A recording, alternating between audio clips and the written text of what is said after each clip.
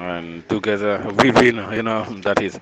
Ben, exactement, j'ai dit évidemment le combat de la Renaissance africaine, ben, exactement, c'est un combat que nous allons mener, Inch'Allah, et que nous allons gagner, Inch'Allah, comme on dit.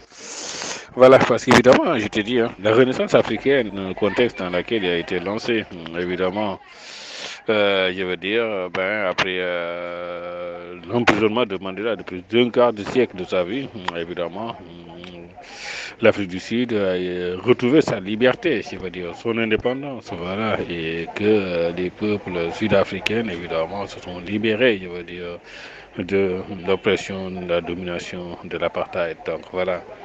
J'ai dit, c'est dans ce contexte, évidemment, que voilà, après le mandat de Mandela, évidemment, Mbeki, qui était déjà de l'équipe Mandela, comme je t'ai dit, hein. Donc voilà, j'ai parlé un peu de son histoire, exilé, voilà, son père emprisonné en même temps que Mandela.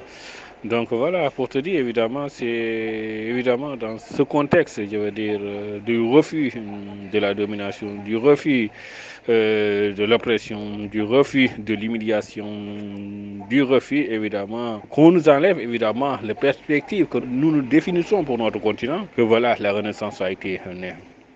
Donc voilà, je veux dire évidemment, c'est une manière de dire que voilà, au-delà de ce que vous avez tenté pour nous bloquer, de nous mettre les chiennes dans les mains, c'était ça l'esclavage, dans les pieds, c'était ça le colonialisme, et maintenant c'est dans la mentalité, je veux dire, avec tout ce qu'ils écrivent comme bouquin pour empêcher les Africains de passer africains et d'agir africains, voilà, pour booster l'afropessimisme, exactement, ces chaînes mentales, je pense que la culturation, l'assimilation, évidemment, que la France a tenté dans toutes ses colonies, hein, c'est ça aussi.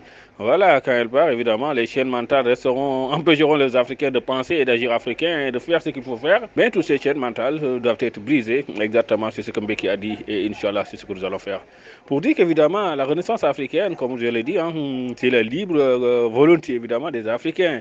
Je veux dire, de se fixer des perspectives d'un avenir radieux. Pourquoi ils ont droit à un avenir radieux alors que nos peuples n'en ont pas droit?